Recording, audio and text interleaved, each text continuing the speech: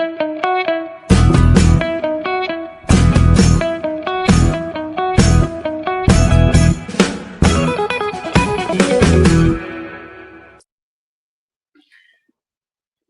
सभी AKN TV India का दर्शकों को बहुत बहुत स्वागत। ये आपकी न्यूज़ का एपिसोड 1030 है और आज का तारीख 29 अप्रैल 2026 है। हमारे साथ आपके वॉलंटियर्स कई कई जगह से जुड़े हैं। इंजीनियर दिलीप त्रिवेदी जुड़े हैं गांधीनगर गुजरात से, केसरी जी जुड़ी है बेंगलुरु से और दर्शन शर्मा जी जुड़ी है उत्तर प्रदेश से। बहुत अच्छा लगता है आप जुड़ के तरह तरह का न्यूज़ देंगे। पहले हमको दिलीप साहब गुजरात का समाचार देंगे। जी दिलीप। जी, AKN इंडिया के सभी दर्शकों को प्रणाम करते हुए न्यूज का सिलसिला आगे बढ़ाते हैं। मेरे पास गुजरात से न्यूज है। जैसे कि कल आप सब ने देखा भी होगा, न्यूज में भी देखा होगा कि गुजरात में कल चुनाव के नतीजे थे, जिसमें फाइनली 700 प्लस आम आदमी पार्टी गुजरात में जीती है। तो ये खुशी की बात है। सभी कार्यकर्ताओं सभी को बहुत बहुत बधाई है। सबकी मेहनत रंग लाई है और गुजरात की जनता जिन्होंने भरोसा रखा है, आम आदमी पार्टी को दूसरे स्थान पर लाया है। यहाँ विशेष ये मैं थोड़ा जोड़ना चाहूंगा कि गुजरात में आज तक ऐसा रियलिटी भी रहा है कि तीसरा पक्ष, थर्ड पार्टी यहाँ पर इतना अच्छा परफॉर्म नहीं कर पाती है। तो यहाँ पे एक ऐसा माहौल बन गया था कि थर्ड पार्टी अच्छा नहीं करेगी और उतना अच्छा उनको बेनिफिट नहीं होगा। लेकिन इस चीज को तोड़ते हुए आम आदमी पार्टी को 700 सीटें मिली हैं और गुजरात की जनता ने बहुत आशीर्वाद प्यार दिया है, बहुत भरोसा जताया है। और हम इस प्यार की, ये भरोसे की और सारी ये मैंडेट जो आए रिजल्ट के रूप में, उनकी हम कदर करते हुए इसमें खरा उतरेंगे और इस भरोसे को और आगे ले जाएंगे। और 2027 का जो चुनाव होगा उसमें जी जान से मेहनत कर करके, जनता लक्षी काम करके बढ़िया से बढ़िया परफॉर्म करेंगे। दूसरा मुझे ये कहना है कि कल से गुजरात में भाजपा भी सोचने में पड़ गई है कि कांग्रेस अभी जिस तरह से पिछड़ गई है मार्जिन में, तो आम आदमी पार्टी सत्ता इसमें बहुत बेहतरीन करेगी। तो ये भी अभी जन प्रचार में बात हो रही है कि आम आदमी पार्टी ने अच्छा परफॉर्म किया है और सभी कार्यकर्ताओं की लगन और उनकी मेहनत, उनका भरोसा और अच्छा मार्गदर्शन शीर्ष नेतृत्व का, ये सब मिला करके ये रिजल्ट आए हैं। और अंत में मैं कहूंगा कि कल जो हमने शो किया था, उस पूरी टीम को, सभी गेस्ट को और केसरी जी, दर्शन जी, फिर अपने दिग्विजय साहब और हमारी पूरी टीम, अनूप जी, हर्ष जी, सबको बहुत बहुत प्रणाम। आप सबने देखा है, चाहा है, हमें बहुत सारे कमेंट्स भी किए, प्यार दिया है। तो इसी तरह हम सबको प्यार देते रहेंगे और ये आशा के साथ सबको जय हिंद, नमस्कार। जी Raj sir. Thank you Dilip, बहुत अच्छा। आपका भी बहुत बहुत बधाई कल का प्रोग्राम के लिए। 9 घंटा चला था ये और पहली दफा हम लोग सभी कोशिश किया है और बहुत अच्छा प्रोफेशनल तरीके से हुआ है। पहली दफा होते हुए भी बहुत ही अच्छे तरीके से शुरुआत हुआ और इसको आगे लेके जाएंगे। बहुत बढ़िया। दिलीप, आप बता रहे थे कि 700 सीट हम लोकल बॉडी में जीते हैं। तो इसका पहले 5 साल पहले हम लोग 70 सीट जीतते थे, तो इसका मतलब 10 गुना ज्यादा बढ़ गया।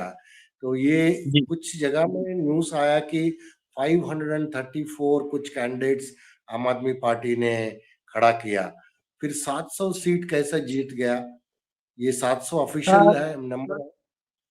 जी, उसमें 2-3 ऐसे फैक्टर्स जो काम किए हैं। पहला सर ये था कि यहाँ पे जो फॉर्म भरे गए 5700 समथिंग ऊपर फॉर्म भरे गए थे, जिसमें से 700 तो बिनहरीफ, मतलब विदाउट इलेक्शन, एक तरफा इन्होंने प्रेशराइज कर करके विदाउट इलेक्शन डिक्लेयर हो गया, जो बीजेपी के पक्ष में गया था।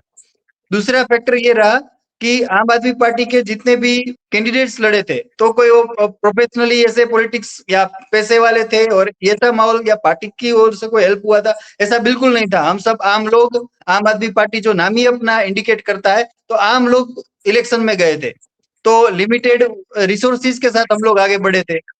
अब तीसरा फैक्टर जो मैं बताना चाहूंगा कि अपना आदिवासी बेल्ट जो है, गुजरात का आदिवासी बेल्ट, जिसमें हमारे नेता है चैतर वसावा जी, तो वहां से बहुत अच्छा रिजल्ट निकल के आया है।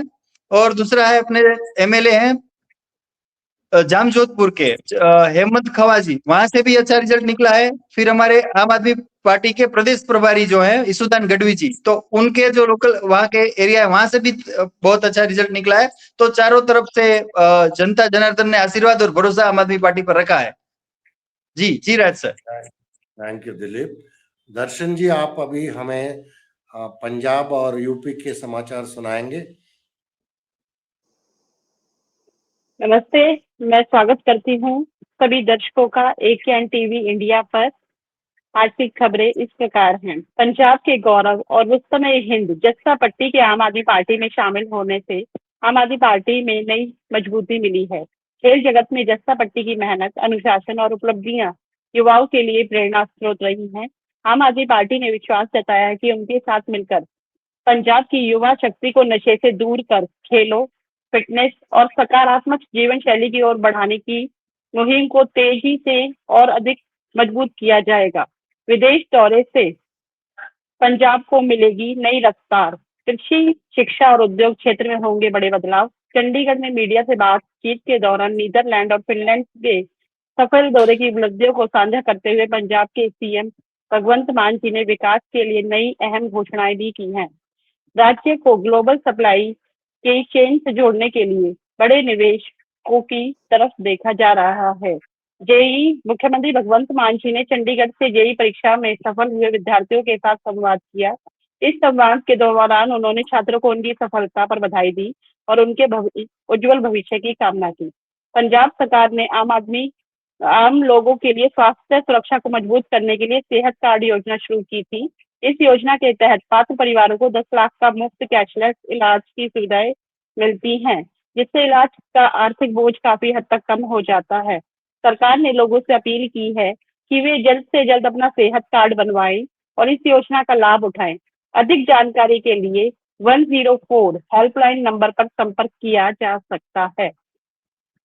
इसी के साथ धान की बुवाई को लेकर मान सरकार का बड़ा फैसला। जिलावार तारीखें। पंजाब सरकार ने धान की बुवाई को लेकर किसानों के लिए जिलावार तारीखों का ऐलान भी कर दिया है।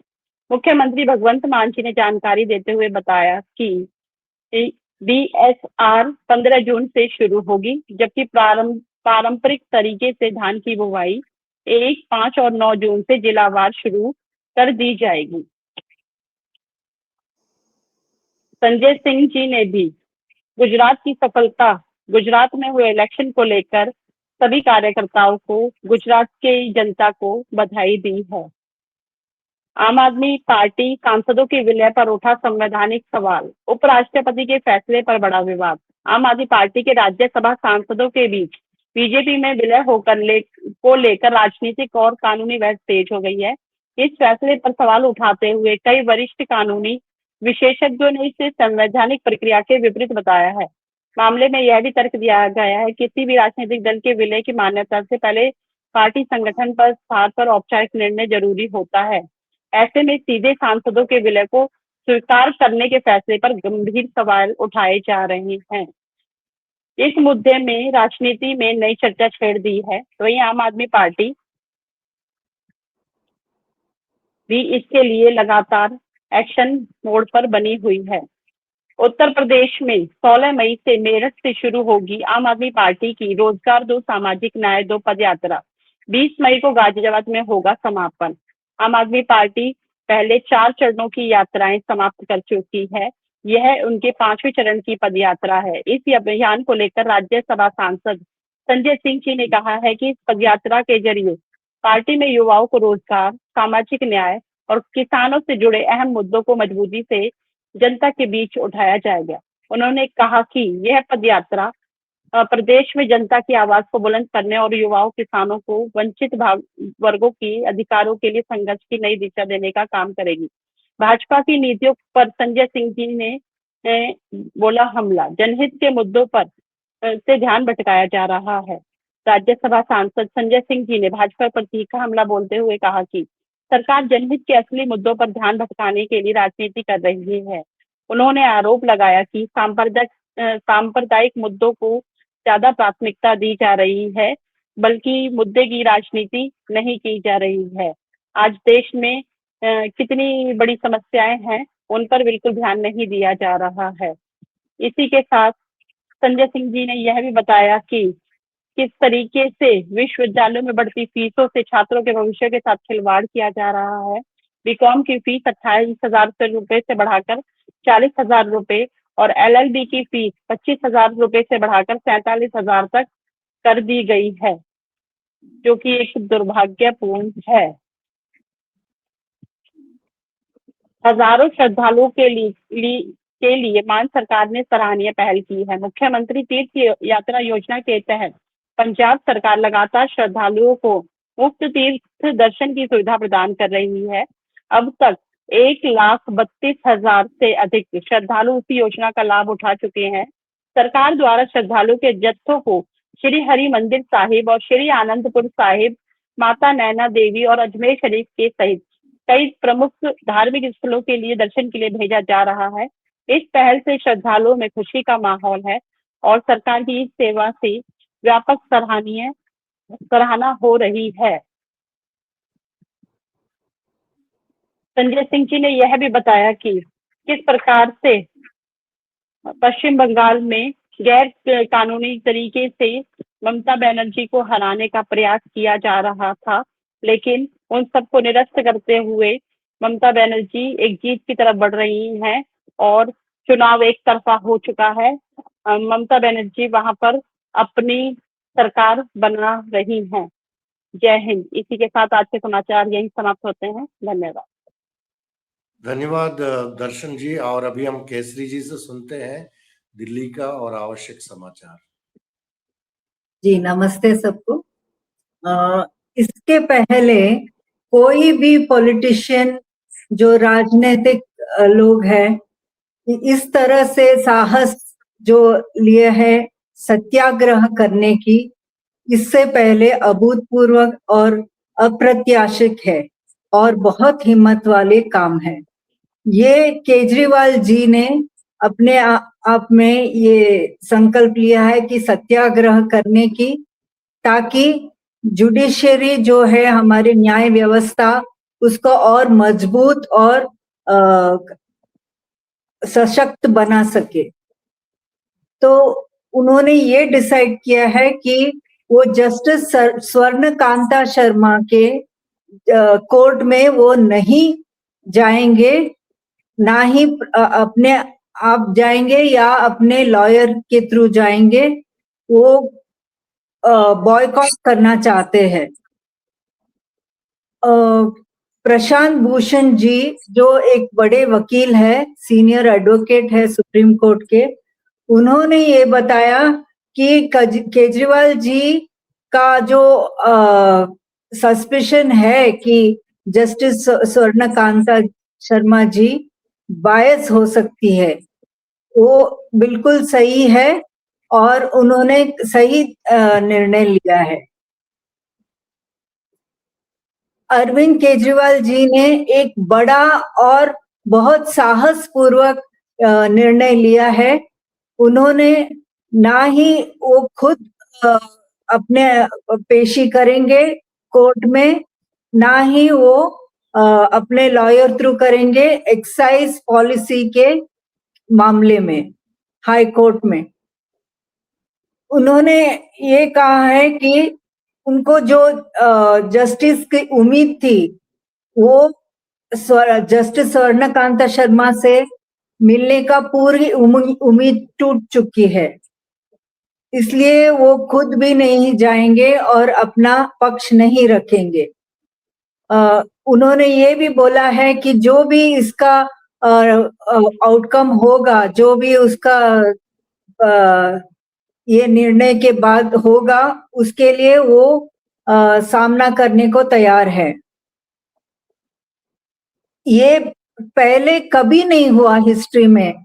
इसके पहले उन्होंने बताया कि सत्याग्रह जो मूव है, वो संजीव नसेर एक लॉयर है, उन्होंने बोला कि ये बहुत निर्णय बहुत ही इम्पोर्टेंट है, क्योंकि जब ये प्रोसीडिंग होगा, अरविंद जी ने जस्टिस स्वर्णकांत शर्मा को 10 पॉइंट दिया था कि क्यों उनको ये केस से रिक्यूज करना चाहिए।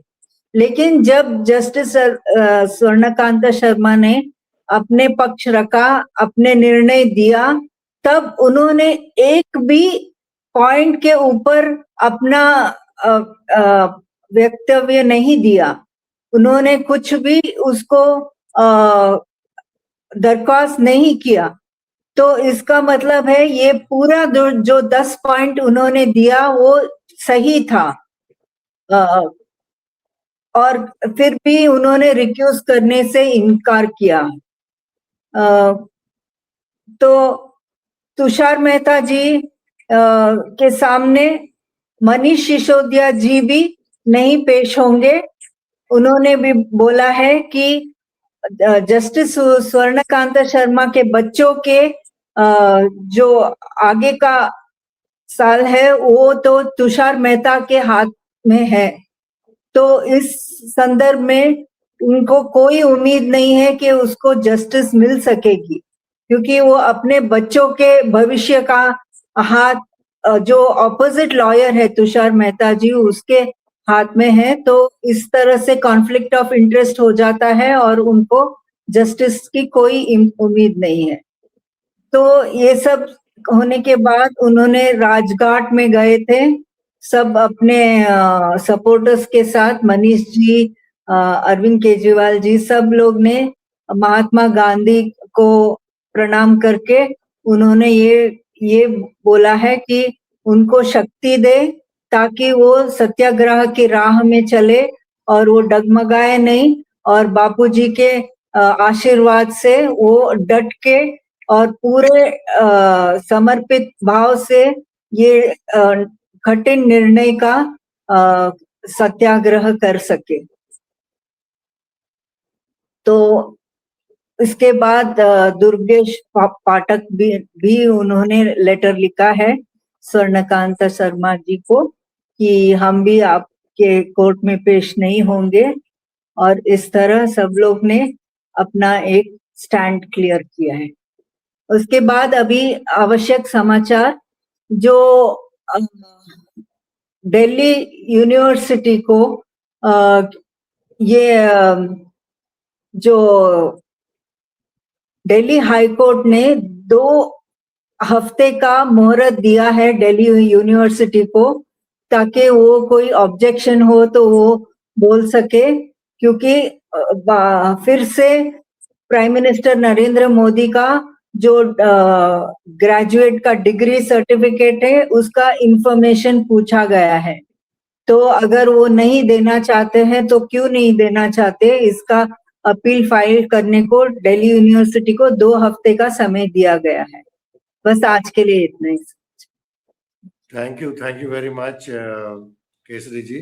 मैं ज्यादा समय ना लेते हुए और 2 समाचार जोड़ना चाहता हूँ। एक ये है, नॉर्मली एक बच्चे जो हैं पैदा होते हैं 40 हफ्ते में, लेकिन पंजाब में एक लड़की पैदा हुई थी 33 वीक्स में। तो फिर वो उनका जीवन मरण समस्या था, लेकिन पंजाब में सीएम सेहत योजना, जो भगवंत मान जी का जो 10 लाख वाला जो स्कीम है, उसकी तहत वो लड़की का जान बचाई गई है।